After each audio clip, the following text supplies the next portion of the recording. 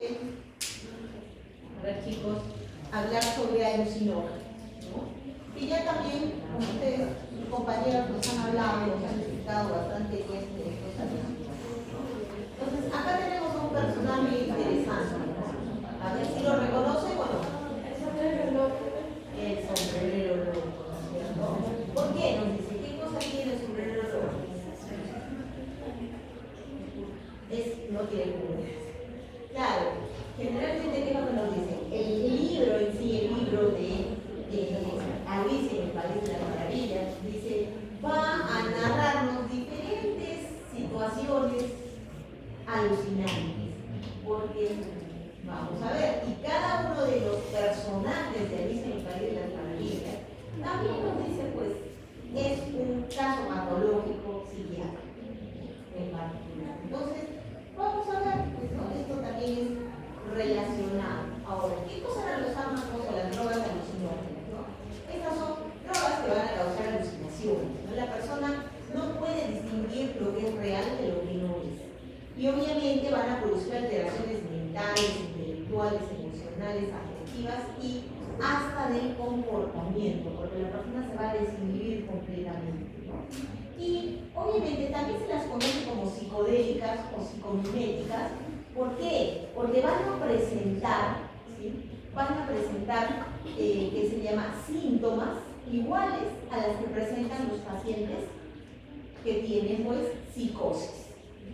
Entonces, por eso es que se les considera como psicomiméticas o psicodélicas. Y obviamente, también acá vamos a ver, la persona puede ver, puede sentir y puede oír cosas que no son reales, que no existen, que no están realmente ahí, ¿no? Y también vamos a ver, es posible, algunos alucinógenos producen oscilaciones rápidas e intensas. ¿Qué es una oscilación rápida? De pronto tienen mucha euforia y de pronto otra vez se bajan y comienzan a deprimirse, ¿no? Entonces, a eso van a ver. Están relacionadas, hemos dicho, con los receptores de serotonina, ¿sí? Porque la serotonina está implicada, pues, en lo que es la percepción, la regulación, también los estados de ánimo, el hambre, la temperatura, el comportamiento, hasta el control muscular y la percepción sensorial también tiene que ver con la serotonina. Y hemos dicho que a veces esos pacientes o estas personas dicen, sienten algo que no está. ¿Y los pacientes con depresión, esa serotonina solamente disminuye o ya no la vuelven a crear si disminuye? No, el paciente con depresión tiene una disminución en su serotonina. ¿Y es posible que esta ya no se produzca? O sea, que se deje de producir y ya no hay forma de que se vuelva a producir. Es que si eso pasa, desregularías muchísimo en tu sistema. O sea, eso no es posible. No, es como si me digas, se anula por completo la dopamina, no tiene nada de no pasa, o sea, por más que haya claro, entonces no podría. O sea, siempre va a haber algo, va a haber. Y obviamente, si tú estás viendo que hay una disminución, pero pasa también, ¿no? Pacientes que tienen problemas de depresión no tienen suficiente cantidad de serotonina o no tienen también suficiente cantidad de dopamina, ¿no? Entonces, no necesariamente vamos a decir es que cero está, no, hay una disminución en el nivel normal.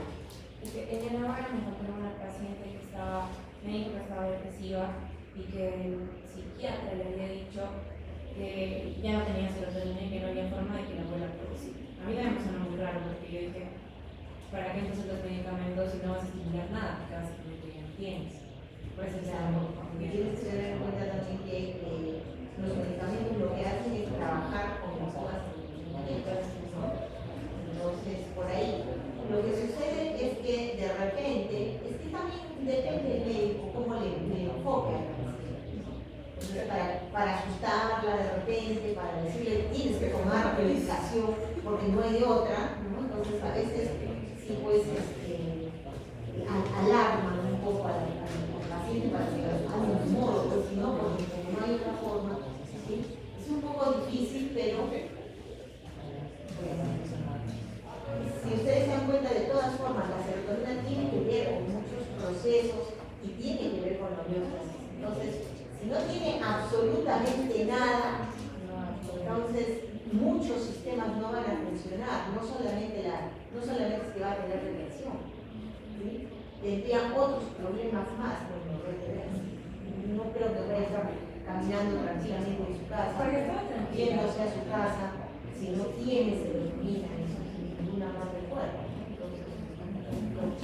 Pero esa es la forma en la que el médico plantea al paciente, ¿no? O sea, si no lo tomas, te mueres, una cosa así. Ay, no, es que a veces no te queda de otra, ¿no? ¿Cómo lo asusto? ¿Cómo le digo que concientizarlo que tiene que tomar la medicina?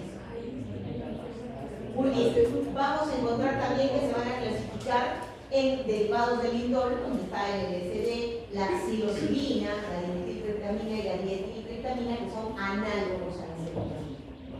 Derivados de la beta-feniletilamina, como ya también lo vimos, ¿no? La mescalina, que la sacaban del peyote, ¿no? Ojo que es mescalina, no es mezcal, ¿sí? La mescalina es el juguito, vamos a decir, del peyote. Y la alfa-metilmescalina es un derivado semisintético de ese químico. La mescalina es natural.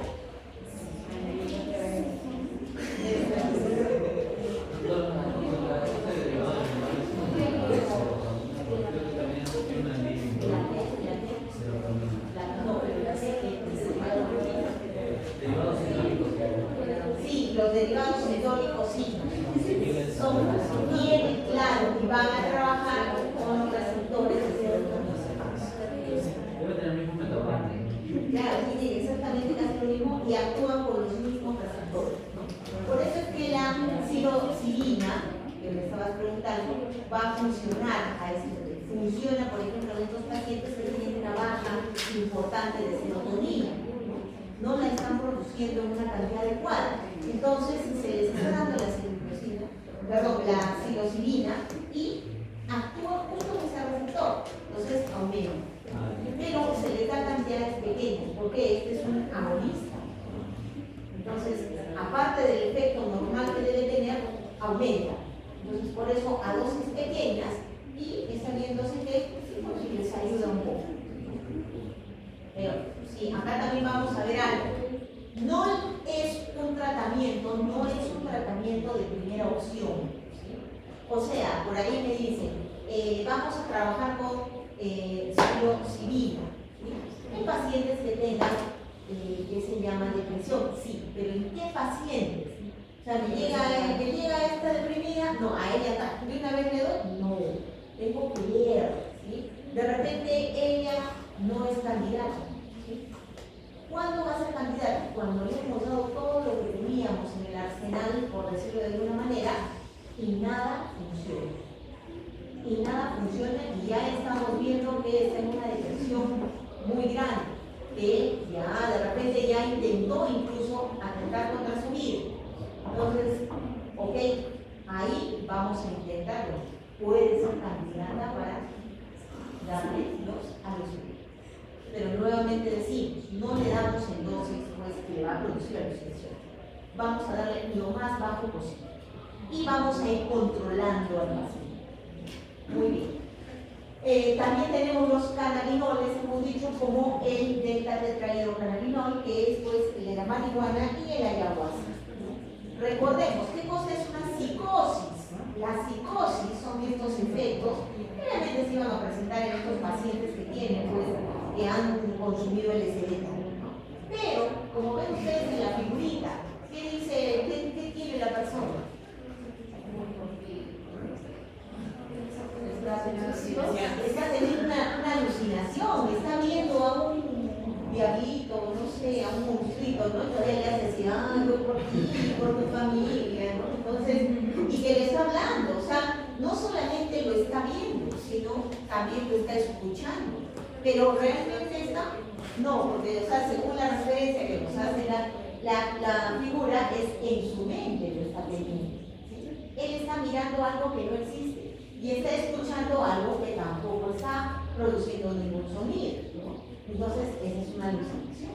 Puede también tener delirios o ideas delirantes, creencias de que algo está ahí y que lo va a asustar, ¿no? Por ejemplo, de ver un fantasma, ¿sí? Y de repente, ¿sí? en algún momento estuvo consumiendo alguna de estas sustancias, pasó por algún lugar y qué sé yo, pues en ese momento se le produjo una alucinación y vio un fantasma y que todavía lo llamaba y de repente que lo agarró, ¿no? Y va a decirnos, y nos va a decir, y nos va a narrar, sí, me agarró, me llamó por mi nombre y sentí sus manos huesudas, ¿no? Todo eso, sí, y nos lo va a contar. ¿Y ahora qué va a pasar? Va a tener miedo de pasar por ahí, ¿sí? Porque tiene la idea de que si pasa por ahí, se va a encontrar con el fantasma. Y lo peor de todo, que esta alucinación se queda grabada en su cerebro. Y se va a producir, ¿sí?, un fenómeno que muchas veces lo vamos a conocer como el flashback, ¿no? Que va a tener un recuerdo vívido. Y de pronto, un buen día, está pasando por ahí, no se dio cuenta, pasó por ahí, recordó el hecho y se le presenta el fantasma. Oye, pero hace tiempo que ya dejó de fumar, dejó de tomar esas cosas medio raras, pero ¿qué pasó? Se ha quedado en su cerebro, ¿sí? Y está ahí, y en un momento determinado en el que menos lo presiente él, va a aparecer. Y se da pues en estos pacientes, en estas personas. Muy bien. Me olvidaba, ¿no? Obviamente, conductas desorganizadas, ¿no? Conductas desorganizadas, por ejemplo, vamos a encontrar una persona, por ejemplo, que de repente se va a la plaza de armas y se desviste, ¿no? Así sin nada, y normal se pasea por ahí caminando desvestido ahí, desnudo, ¿no? Entonces, ¿qué cosa es? Vamos a decir, ¿es que es exhibicionista? No, sino que vamos a encontrar ahí el comportamiento fuera de las normas sociales establecidas, o sea, se ha desinhibido completamente. Obviamente, si estuviese en sus 5 sentidos, no lo haría, pero como está bajo los efectos de estos alucinógenos, o sea, no le interesa nada, no piensa, él puede creer que está en su casa, ¿no? Entonces, a eso vamos. Ok, vamos a ver, esos sueños vívidos, esas alucinaciones vívidas que va a tener mucho tiempo después de haber incluso dejado de usar estos alucinógenos, se conocen como los trastornos perceptivos persistentes por alucinógenos, ¿sí? Entonces, muchos años después, la persona va a empezar a tener un recuerdo vívido. Pero no solamente el recuerdo vívido, sino que se le va a aparecer ahí el fantasma. Entonces, pasó por ahí y fue tan grande el recuerdo que lo ve, ¿no? Que de pronto lo ve. Entonces, vamos a ver, a eso también es importante, ¿sí?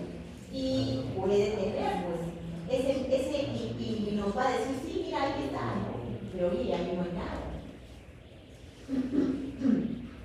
Ahora, ¿qué acciones farmacológicas va a tener? Bueno, vamos a ver la distorsión de las sensaciones. ¿Qué pasaba con Alicia?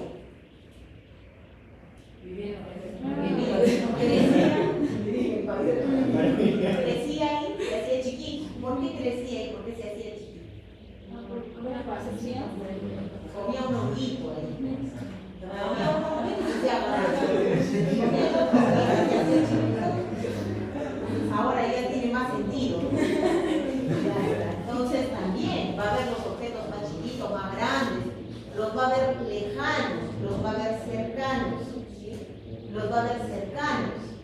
Obviamente, ahí también va a haber pues esas alucinaciones de colores brillantes, todo lindo, hermoso, ¿no?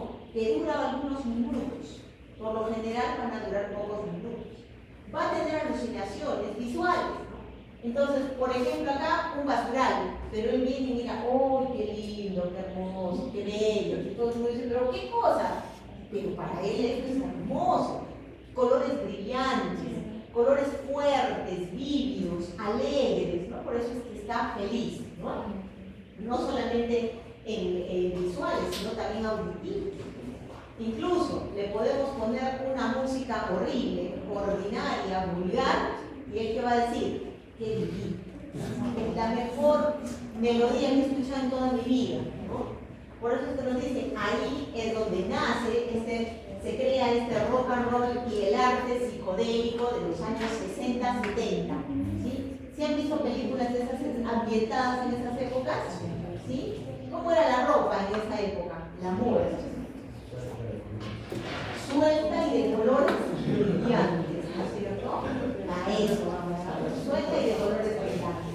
También vamos a ver, pues, que en esa época la música también era así, ¿no? Tenían sonidos muy estridentes, muy fuertes, ¿no? Que hasta el día de hoy nadie las entiende, pero ahí están, ¿no? ¿Cómo bailaba la gente? ¿En pareja? No, bailar. Vamos a bailar, ¿no? Bailaba con la pared, no bailaba con la pared. Pero bailaban y se movían y a ellos les importaba. Esa era pues la moda psicodélica, ¿no? Por eso. ¿Sí? La euforia también se va a caracterizar porque va a dar una sensación de bienestar, que es realmente lo que la persona está buscando, sentirse feliz, que todo sea lindo, que todo sea bello. Pero luego va a experimentar una brusca caída y va a entrar en angustia y en ansiedad y desesperación. Y también hemos hablado de la despersonalización, que cuando dice salí de mi cuerpo, ¿no? Y me vi a las otras personas, ¿no? Algunas drogas también pueden producir sensación de ingravidez, como la marihuana, por ejemplo, que siento que estoy volando, ¿no?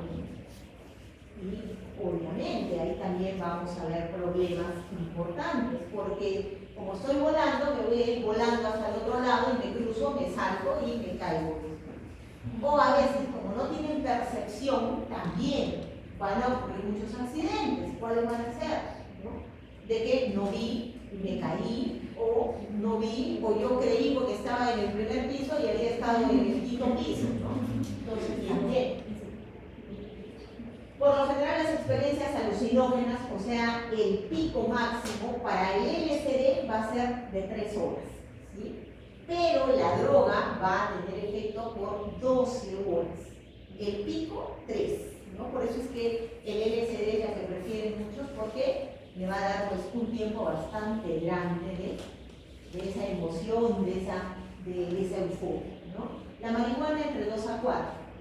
Y van a estar también relacionados con una hiperactividad en el sistema adrenérgico, por lo cual la persona puede tener o presentar taquicardia, puede presentar palpitaciones, embriaguez, dilatación de los vasos sanguíneos, especialmente de la conjuntiva.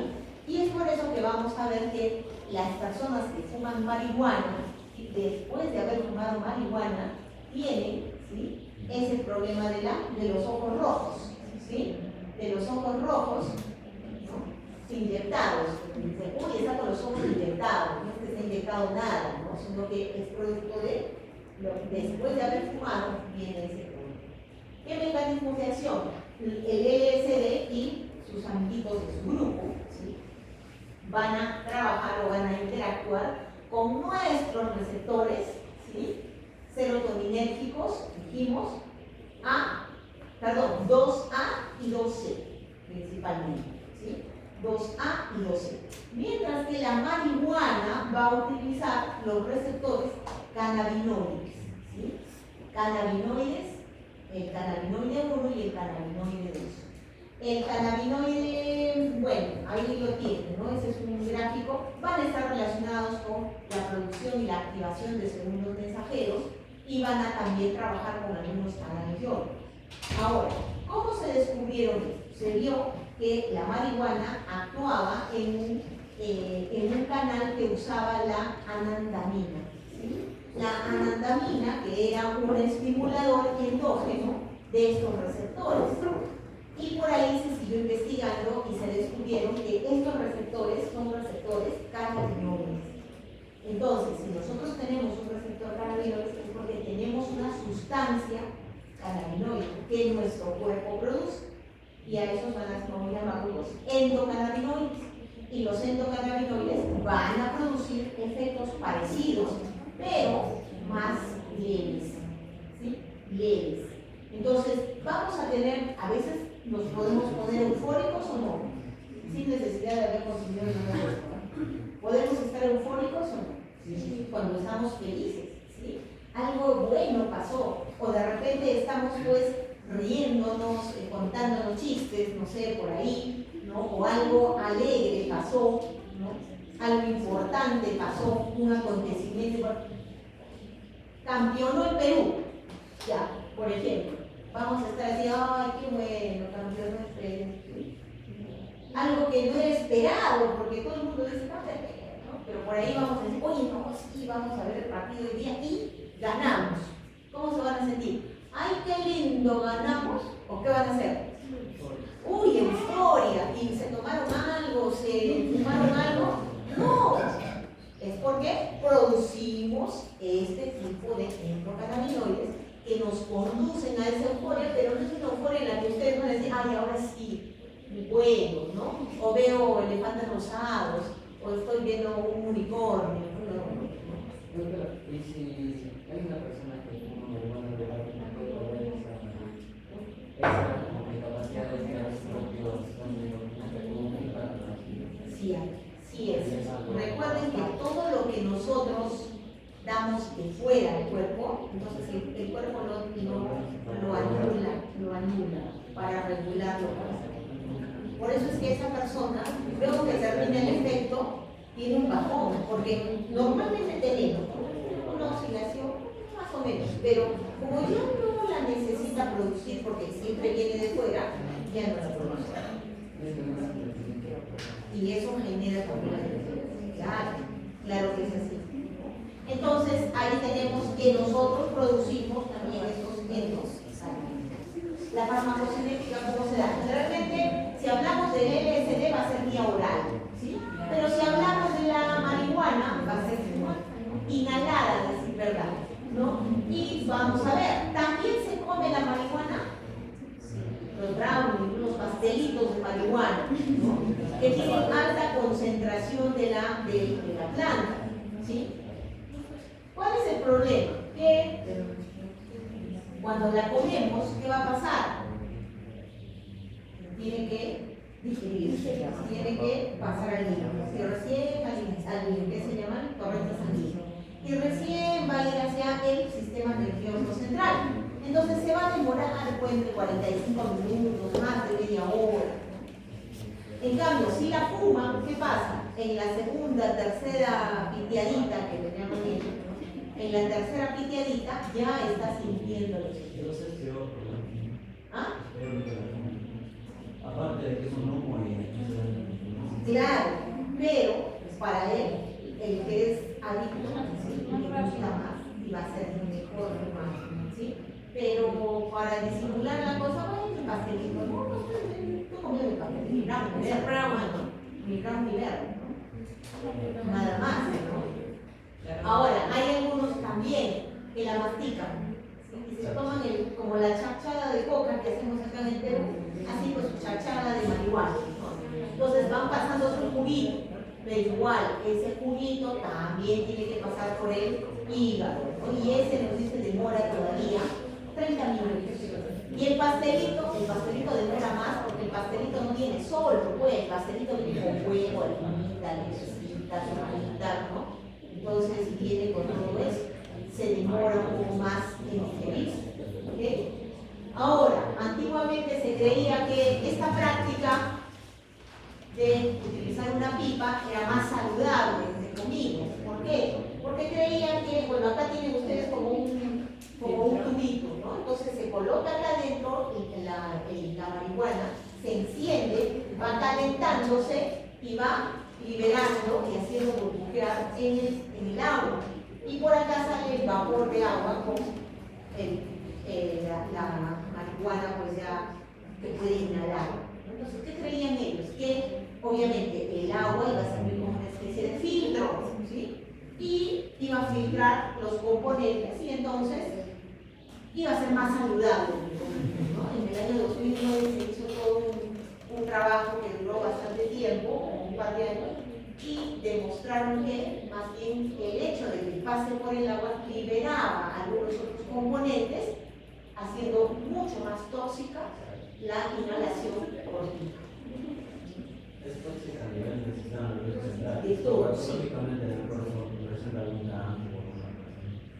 Como cualquier cigarrillo.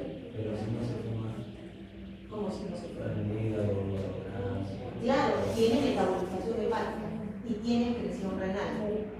¿sí? Puede valorar lo que tiene. Sí. Ahora, toda sustancia que se fuma va a la larga tener problemas. De hecho, antiguamente en la historia de la medicina también está que muchos vamos a decir, fármacos relacionados con los pulmones, por ejemplo, personas que tenían afecciones respiratorias, se les recetaba, entre comillas, vamos a decir, cigarrillos terapéuticos, ¿no? ¿Qué cosa era? Que el fármaco venía ahí en el cigarrillo y él lo fumaba, ¿no? Entonces se pueden imaginar.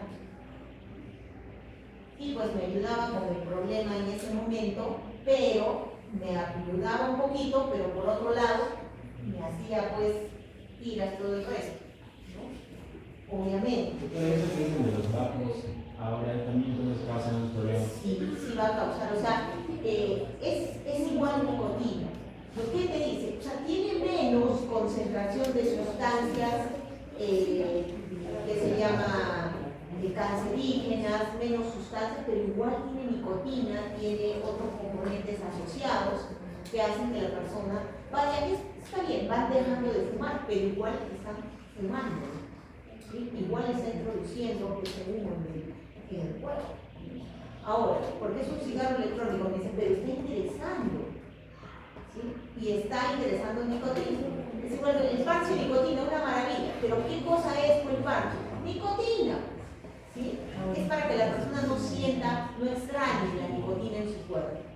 Pero hemos visto que la nicotina de por sí causa daño. O sea, sí, es cierto, el cigarro tiene un montón de sustancias que van a alterar nuestro sistema, ¿no? Incluso van a generar, que se llama alteraciones genéticas, incluso, sí, es cierto. Pero la nicotina de por sí también va a causar problemas, ¿sí? Entonces el vape, el parche de nicotina, el chicle de nicotina, también. Seguimos arrastrando el problema. Ese es el problema. Efectos adversos. Vamos a encontrar también algunos efectos adversos acá, como por ejemplo, ¿sí? Vamos a ver los malos viajes. ¿Qué es un mal viaje? Un buen viaje es cuando ha tenido pues todo lindo, ¿no? Se le llama viaje a los efectos que producen los alucinógenos en las personas que lo usan. Porque realmente pues está viajando, Dios sabe dónde, pero está viajando, su mente está viajando ahí, en un mundo extraño, maravilloso, pues, ¿no? Por eso dicen el Valle de la Maravilla. Entonces, un buen viaje es eso, qué bonito, fue una experiencia agradable porque vi elefantes rosados, qué sé yo, ¿no? Volé. Me subió un unicornio y hasta lo acaricié, no sé. Ok, pero ¿qué cosa es un mal viaje? Cuando algo pues sale mal y empiezo a tener prácticamente como una pesadilla, ¿no? Oye, ese monstruo me está persiguiendo. O estoy mirando animalitos que están subiéndome, arañitas, cucarachitas, ¿no? O también paranoias, ¿no? Están repitiéndome algo que yo no quiero saber, ¿no?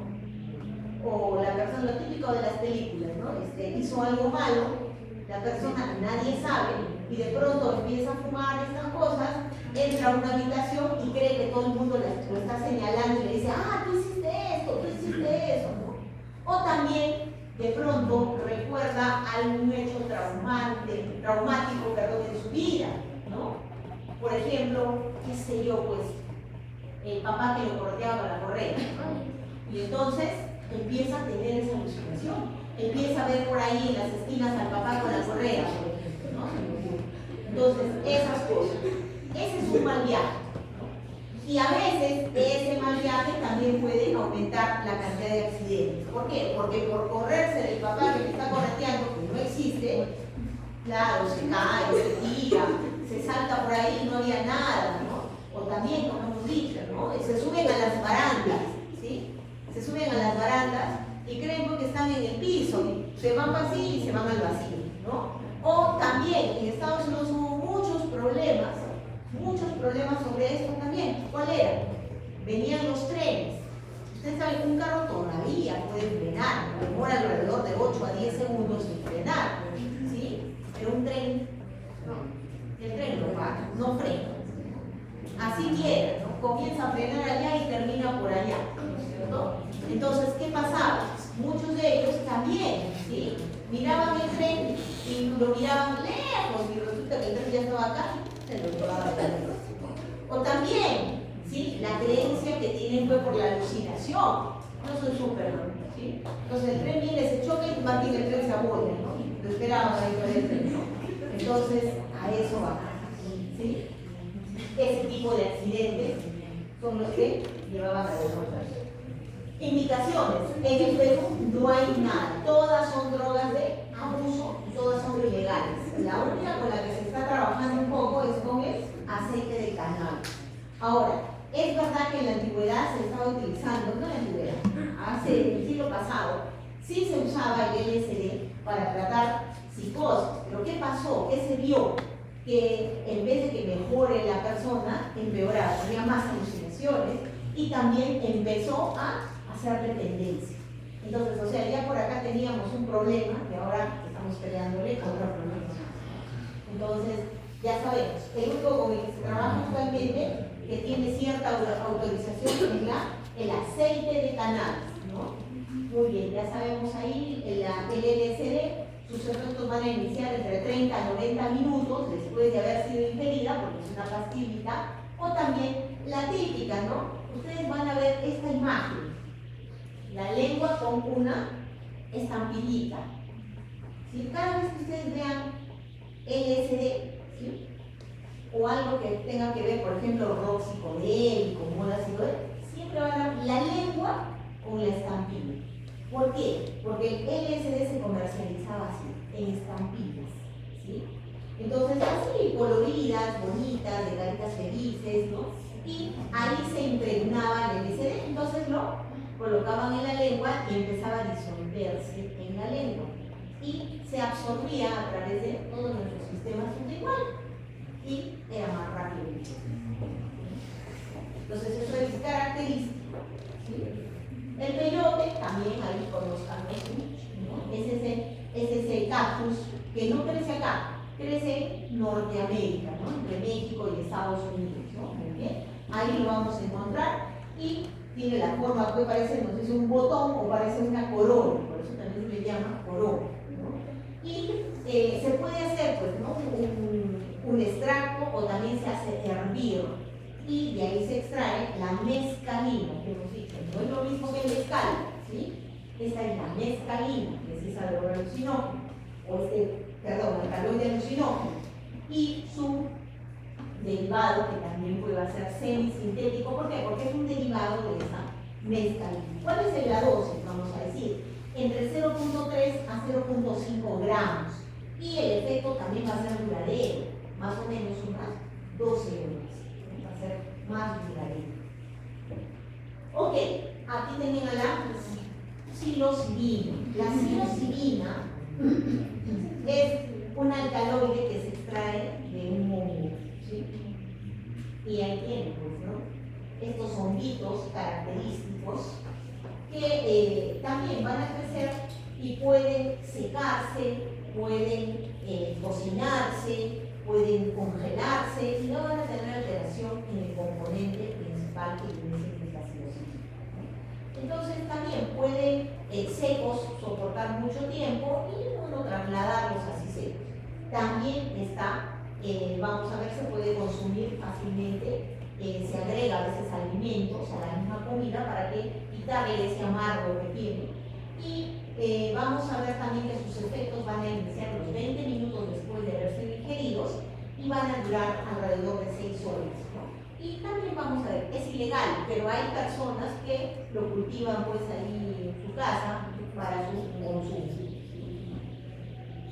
Y tenemos también a nuestros sapitos alucinógenos, ¿sí?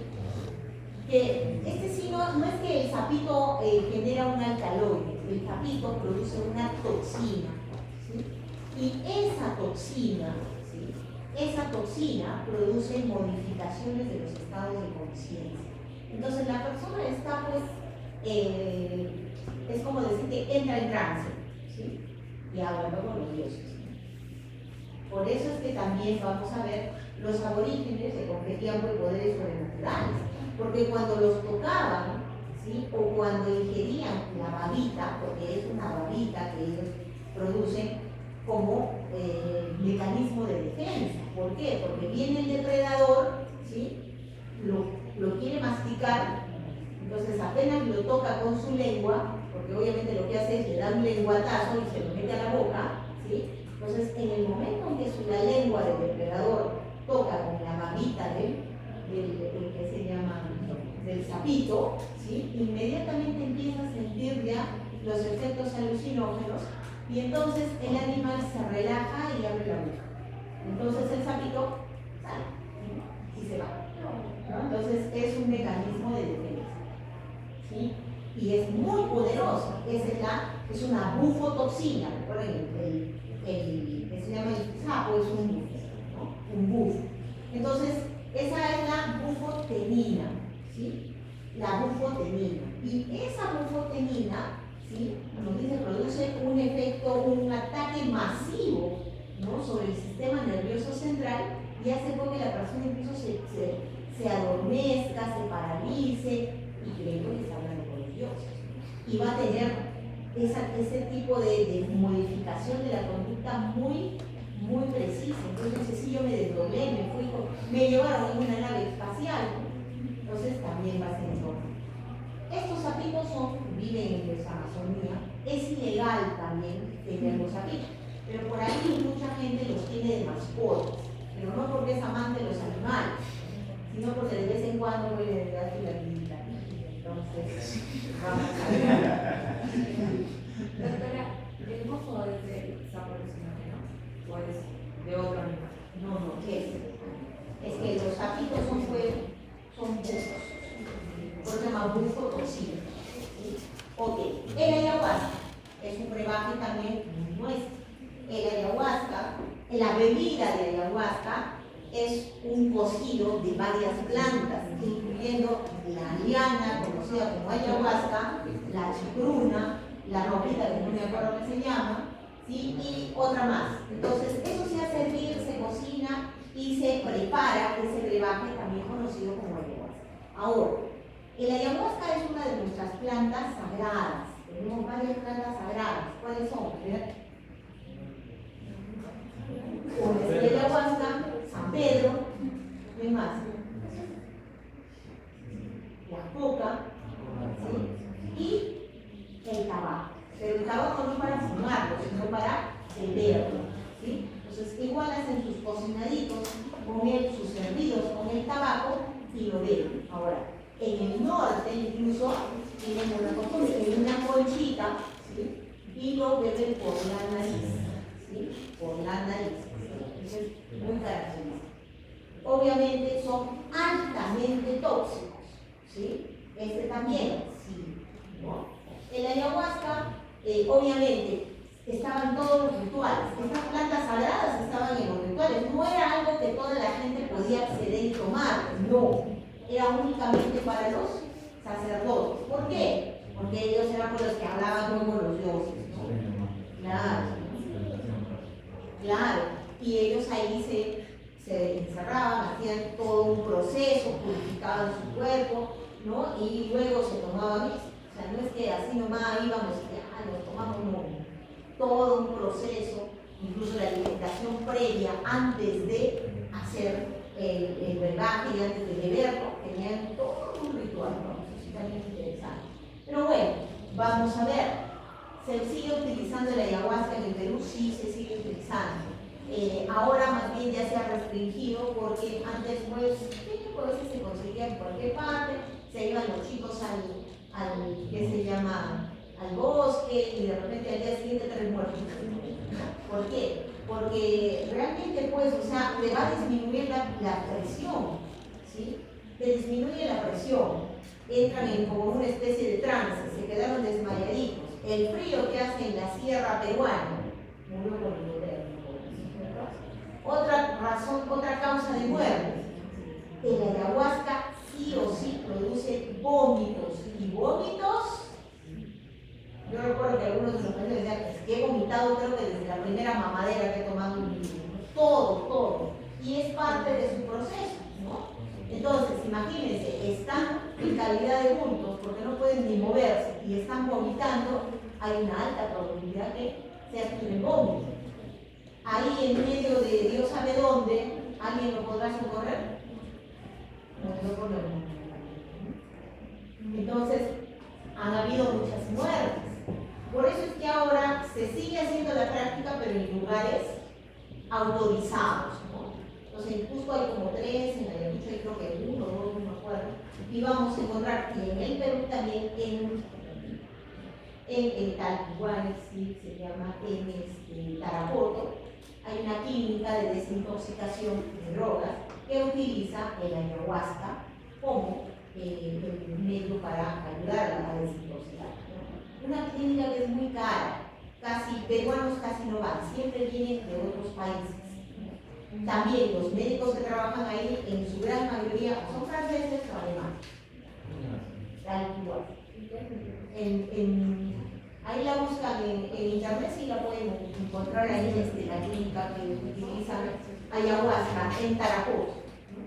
¿Y qué hacen ellos? Le dan al paciente con la intención de que, bueno, también ayudarlo a que vaya dejando su adicción por un lado, y por otro lado, ¿sí?, ayudarlo. ¿Qué pasa con esta? Esta produce flashbacks de su vida y lo lleva a desbloquear momentos importantes que, como decía el médico ayer, ¿no? El psiquiatra decía, es que eso nos ayuda a analizar en qué momento él empieza a ser dependiente de ese fármaco y por qué se hace dependiente y por qué sigue siendo dependiente. Entonces ellos buscaban eso. ¿Por qué? Porque de pronto la persona empieza a hablar, ¿no? Y empieza a contar. Algunas veces manifiesta también, ¿no? Dice, tengo acá al lado mío hay un tigre, o ha entrado un tigre o un oso y me ha abrazado, ¿no? Y está el oso abrazándome, ¿no? Entonces, ¿qué decir un oso? ¿Qué significa un oso? Por ejemplo, un oso significa una figura, puede ser una mamá, un papá, ¿no? Y el que lo abrace significa porque lo está protegiendo, por ejemplo, ¿no? Y algo más por ahí de repente, ¿no? O también ellos mismos decían, estoy regresando a la época en la que me veo yo chiquitito, ¿no? Estoy jugando ahí, no sé, ¿no? Que mientras que pasaba esto, yo estaba jugando y cuando regresé a mi casa me encontré con tal cosa, ¿no? Y ese hecho fue suficiente para que desencadene todo un problema que más adelante, ¿sí?, es lo que va a generar que se convierta en un dependiente. Entonces, eso es lo que ellos buscan, ¿sí? Entonces, utilizan, vamos a decir, desde ese punto de vista. Ok. La dependencia. Vamos a ver que, por ejemplo, en el caso del cannabis, no vamos a tener síndrome de abstinencia, ¿sí?, en casi ninguno de los alucinógenos. O sea, si no le doy el alucinógeno, el paciente obviamente se va a enojar, se va a poner ansioso, va a empezar a llorar, pero no le va a dar fiebre, no va a convulsionar, no va a tener síndrome de abstinencia como con otros fármacos. Entonces acá también vamos a ver importante. Si llega la emergencia, ¿qué hay que hacer? Calmarlo, ¿sí?, tratarle de repente algún síntoma que se esté presentando en demasía y podemos darle benzodiazepinas para calmarlo un poco. Ahora, si el paciente se va a su casa y está empezando un proceso de desintoxicación, le podemos seguir dando las benzodiazepinas como apoyo, ¿sí?, como apoyo. Ahora, ¿se tiene que controlar al paciente? Sí. ¿Cómo vamos a controlarla? En orina. ¿Cómo que en orina? Sí, porque resulta que este fármaco o esta sustancia se elimina como metabolito inactivo por orina y puede eliminarse hasta 3 semanas después, ¿sí? Entonces, si yo tengo 4 o 5 semanas y encuentro metabolito, ¿qué voy a decir? Y también puedo hacer una referencia. Le hemos dado, porque podemos darle, como 10 de todo, ¿sí? Como 10. Yo tengo que hacer que se llama la extrapolación, es decir, bueno, acá tengo efectivamente como 10 de metabolito, pero si yo encuentro 15, ¿qué voy a decir? Se tomó de más, ¿no? Ya. Eso entonces es así como se va controlando al paciente. Se le va chequeando, monitorizando. ¿Qué es lo que está haciendo? ¿Ok? Muy bien, chicos. Entonces, Vamos a ver, todavía nos quedan unos minutitos más. Vamos a ver si avanzamos un poquito de opioides. Doctora, el pasito que hemos dado debería cuenta por los dos que deberían dar. Por los dos que deberían dar. O vamos a dar. Podemos dar lo que más dar. ¿Y por qué no has dado? ¿Este pasito no has dado? Ah, ya. ¿En qué años vamos a...? Si quieren dar. No quieren dar. Ahora, si quieren lo pueden dar la próxima semana. ¿Sí? Apenas entremos, apenas lleguemos, damos el pasito de aires. ¿Sí? Y después de la exposición damos el pasito de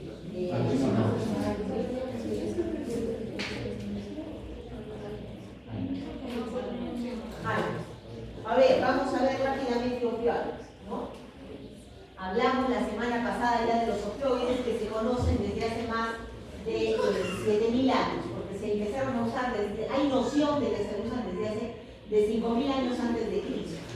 Se cultivaban, igual se cultivaba la plantita, recordarán la dormidera, y que se hacía pues también con fines religiosos, ¿no? Porque obviamente, ¿quién la usaba? El sacerdote, ¿sí? ¿Para qué? Hablar con los dioses. Entonces, por ahí vamos a ver. Pero también se vio que podía calmar, podía hacer dormir a las personas y también les disminuía el dolor, ¿no? Ahora, se ha aislado el opio a partir del juguito de la dormidera, ¿sí? o de la amapola, ¿sí? Amapola real, que es esta florcita, esta plantita. En 1806 se aísla, ¿sí? De ese juguito se aísla el opio, ¿no? Y del opio, o sea, se produce este opio, de ese opio se extrae una sustancia, o sea, uno de los componentes de ese opio se va a extraer lo que es la morfina. Y se le coloca el nombre de morfina porque como producía sueño, inducía el sueño, entonces en honor del dios del sueño, que era Morfeo, ¿no? Entonces por eso se llama morfina. Y bueno, se empezó ya a utilizar a partir del siglo XIX, ¿no? En 1800, a mediados de 1800, en las guerras napoleónicas y también en la guerra civil estadounidense, ¿no? Recordemos que yo también les he contado, antes como ver en una guerra y había que cortarle la pierna, el brazo o algo, ¿qué le hacían? Le daban su trago, ¿no? Le daban su emborrachada con whisky, por ejemplo. Entonces, como eso también deprime, la persona así medio borrachita, pues ahora aprovechaban y le cortaban la pierna, el brazo, lo que sea. Pero gracias a la morfina, ya no. Ahora el paciente estaba dormido, ya no le dolía tanto, ¿sí? Entonces, era mucho mejor, ¿no? Vamos a ver. Y también más adelante, en los años 70, se empezó a identificar, obviamente igual, se empezaron a identificar receptores que estaban asociados a estos opioides. Y obviamente también después se empezó a identificar que esos receptores eran de sustancias que nosotros mismos producíamos, llamados los endoopiáceos, ¿sí? Que nosotros también producimos para disminuir el dolor, ¿no? Entonces, recordemos un poquito también de lo que dijeron sus compañeras. Una vez que se cae la flor, ¿sí? ¿Qué me queda? El bulbito. Y a ese bulbito que ya se cayó la flor en forma natural, ¿sí? Entonces le hacen unos cortes. Y entonces empieza a secretar una lechecita, un látex, ¿sí? Se deja secar a la intemperie y se pone ya de ese color. Con los días se empieza a secar y se pone de ese color. Y se recoge. Y ese es el opio, ¿sí? Y a partir de ese opio, ¿sí? Se pueden hacer las extracciones de varios otros componentes. Entonces, dentro de acá vamos a ver que nosotros tenemos los opioides endógenos, ¿no? Y estos opioides endógenos van a ser las endorfinas, encefalinas, dinorfinas, endomorfinas y la orfanina. Y acá vamos a encontrar también sus respectivos receptores. ¿Quiénes eran los receptores? Como se han estudiado. Y también recuerden a los la diferencia que hay entre un opiáceo y un opioide. ¿Qué cosa es un opiáceo? Es el que sale de la plantilla, es natural. ¿Sí? Ahí tenemos, son opiáceos, la morfina, la codeína, la tebaína, la papaverina y la noscapina. Mientras que un opioide es cualquier sustancia, sea natural, sintética o semisintética, que va a tener la capacidad de poder asociarse al receptor endoopiáceo que tenemos nosotros, obviamente, y poder generar una respuesta parecida a la de la morfina. ¿Sí? Entonces, esa es la diferencia. Los semisintéticos, ¿quiénes son? Los que proceden de, ¿no? Entonces, por ejemplo, tenemos a la heroína, a la buprenorfina, ¿sí? Que van a proceder ¿de quién? A partir de la morfina. ¿Sí? Entonces, a partir de la morfina se hace algún tratamiento en la molécula y se obtuvo la heroína, la oxicodona y la oxicodona es a partir de la codeína. ¿Sí? Y la hidromorfona también es a partir de la morfina. ¿Sí? Entonces vamos a ver. Me olvidaba de acá. ¿Sí? Y los opiáceos sintéticos, esos sí son los que sí o sí han salido del laboratorio, los que han sido creados en el laboratorio, como la petilina, tramadol, metadona y fentanilo. ¿Sí? Ok, y acá también sus compañeras ese día les mostraron los receptores y qué efectos podían tener. Pero acá algo también importante. Recordemos, estos receptores no están solo y únicamente en la espina o en la médula espinal, sino también los podemos encontrar en la periferia. ¿En otros órganos del cuerpo? Sí. También vamos a encontrarlos en otros órganos del cuerpo. De ahí que pues van a producir analgesia, pero pueden producir depresión respiratoria, pueden producir regulación hormonal también. Están relacionados con la diuresis, porque vamos a encontrar también algunos de ellos a nivel de la vejiga, por ejemplo, ¿no? Pueden producir depresión cardiovascular, ¿no? Entonces, eso también es importante. Ok, eso también sus compañeras pues, también les dijeron de que van a inhibir la respuesta del gobierno. Y acá también esto es para que ustedes lo hayan repasado, ¿no? Importante, del opio vamos a tratar dos tipos de alcaloides. Los fenandrénicos, que son los relacionados con el dolor, como son la codeína, morfina y tebaína, y los benzil isoquinolínicos, que son los derivados también, pero que no tienen que ver con el dolor. Van a tener que ver, por ejemplo, la papaverina con la relajación del músculo liso y la noscapina, que es un antifusivo. Entonces, vamos a ver, la papaverina se usa para el dolor. Cuando hay cólico, ¿sí?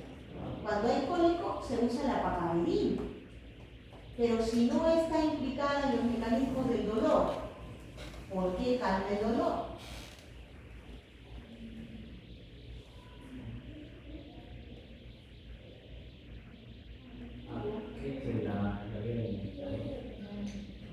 La papaverina no tiene nada que ver con el dolor. La papaverina es un relajante del músculo liso. ¿Dónde encontramos músculo liso? En el intestino, ¿sí? ¿Y el cólico por qué se produce? Porque hay contracción, ¿sí? ¿Sí? Tenemos eso, pues, ¿no? Peristaltismo acelerado. Entonces, si relaja el músculo liso, lo relaja el intestino, ¿habrá contracciones? ¿Habrá dolor? Entonces, ¿pero ha hecho algún efecto sobre los receptores de dolor? No. Entonces, esa es la razón por la que se usa, pero no está relacionada con ¿sí? No está relacionada con los receptores que hemos visto, los mulos, capa, porque tiene su anillo fenantrénico de un componente de 5 cadenas. El fenantreno es ese mismo, ¿sí? Mientras que el otro son benzil, o sea, solo tiene uno. Isoquinolínicos. La quinolona es un benceno, o sea, uno que tiene 6, que tiene oxígeno tal y oxígeno tal, ¿sí? En cambio el otro tiene toda su cadena más larga, ¿sí?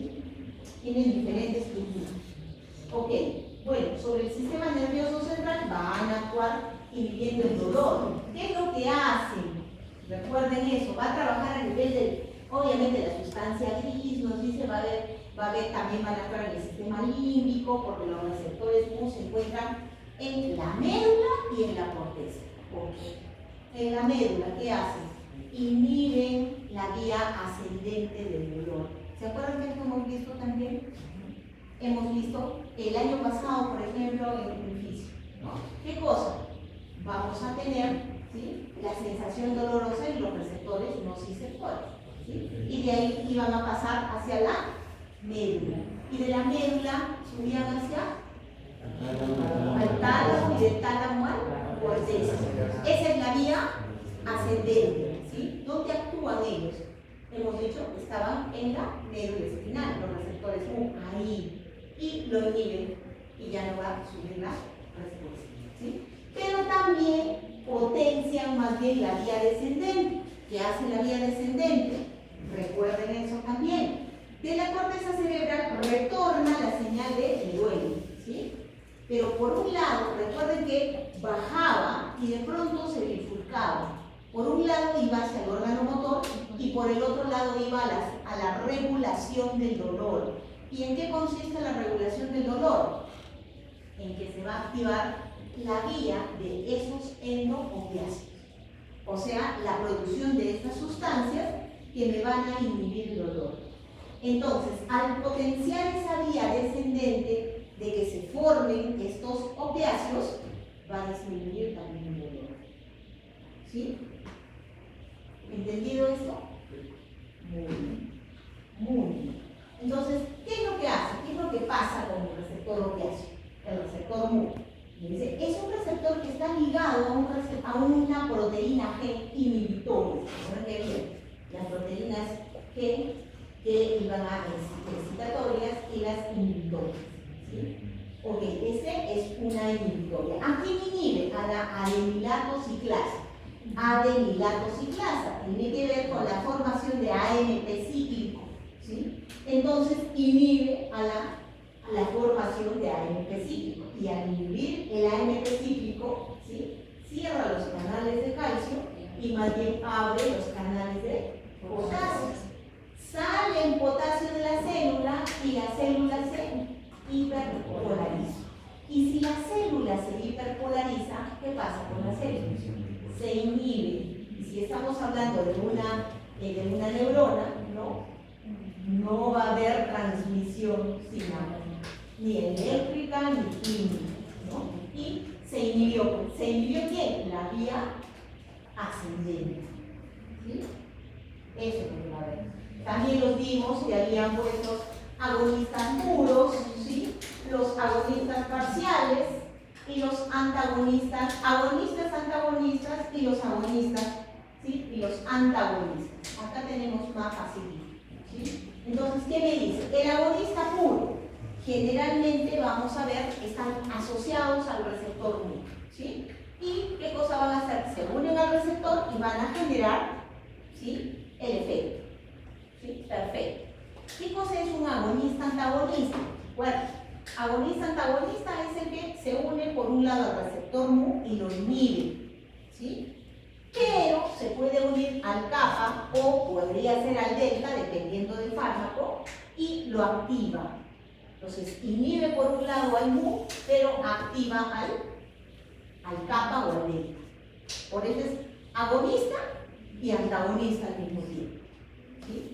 Y los agonistas parciales son aquellos que se van a unir al receptor, pero le van a dar un efecto mucho menor del esperado, ¿sí?, muchísimo menor que lo normal.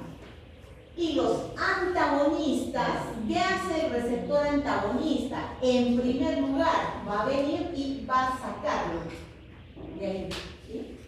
Entonces, ahí está viniendo el fármaco, el opioide, y se queda acá, ¿sí? Está activando a su receptor. El antagonista lo bota y se pone ahí y lo bloquea al receptor, ¿sí? Eso es lo que hace. Muy bien. Entonces, bueno, eso también lo hemos visto. Y el fenómeno de la tolerancia, ¿por qué se da? Porque una vez que el receptor se une a su respectivo, pues, opioide o opiáceo, vamos a ver, no se desacopla, sino no se desacopla. Entonces, ¿qué ocurre? El receptor se fosforila. Y así fosforilado es una señal para que se produzca una endocitosis del receptor. Y en el interior de la célula, ¿sí? O sea, en esa vesícula endocítica, de pronto ahí se va a producir la desfosforilación y la liberación, vamos a decir, del receptor. Y nuevamente, ¿sí? El receptor puede ser reciclado y nuevamente se expresa vacío hacia la célula. ¿Qué sucede en la tolerancia? ¿Sí? ¿Qué sucede? Se fosforila y no se endocita. ¿Y qué cosa lo va a llevar a endocitar? Que aquí haya una mayor concentración de la sustancia para que entonces el receptor empiece a formar o a liberarse para que haya nuevos receptores. Por eso, entonces, ahora si yo tenía una moleculita que se unía a su receptor y ya estaba, ahora, ¿sí? No voy a necesitar una, voy a necesitar 10. ¿Para qué? Para que recién se produzca la endocitosis y ahora nuevamente aparezca un receptor vacío. Por eso se da la tolerancia. Entonces, ¿qué necesita? Mayor dosis. ¿Sí? Mayor dosis. Muy bien. Y va a haber obviamente diferencias entre los opiáceos, ¿no? Vamos a encontrar algunos que van a ser orales, otros pueden ser orales y endovenosos, ¿no? Por ejemplo, la morfina, aquí casi no se usa mucho oral, ¿no? No se usa mucho, pero en otros países donde sí, pues en cada farmacia que uno va y encuentra su morfina, ¿no? Pues bueno, tienen otro tipo de ¿cómo se llama?, de tratamiento. Entonces ahí sí, hay oral, hay intradérmico, transdérmico, ¿no? Pero lo importante acá es que vamos a conocer los fármacos. Ahí tenemos. ¿Quiénes son fármacos débiles? Codeína, tramadol y hidrocodona. Y fuertes, morfina, pepilina, fentanilo, hidromorfona, metadona, oxicodona y la buprenorfina. ¿Sí? ¿Qué me dice? Vamos a tener una escala terapéutica, donde vamos a encontrar en el escalón 1, ¿sí?, dolores, por ejemplo, puede ser un dolor de muela, que me dice, es terrible, duele muchísimo, sí, pero no amerita que le demos una morfina, ¿sí? ¿Qué cosa le voy a dar? Un analgésico no opiáceo con un coanalgésico, por ejemplo, ¿sí? ¿Qué le podemos dar? Paracetamol con diclofenaco, por ejemplo. Funciona muy bien, le baja el dolor y por otro lado también le desinflama, que es lo que se quiere, ¿no?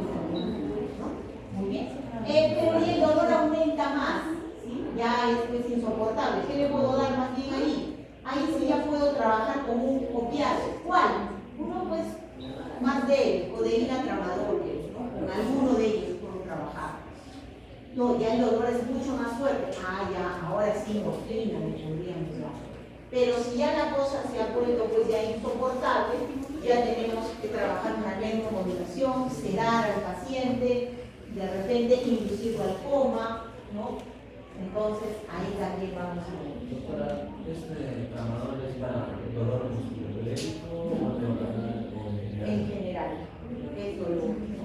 Porque incluso se le dan pacientes que han tenido accidentes traumatológicos, pacientes que están con problemas de cáncer, también inicial, por ejemplo,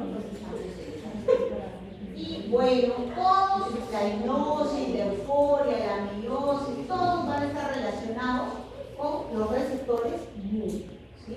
Todos van a estar relacionados con los receptores MU, ¿okay?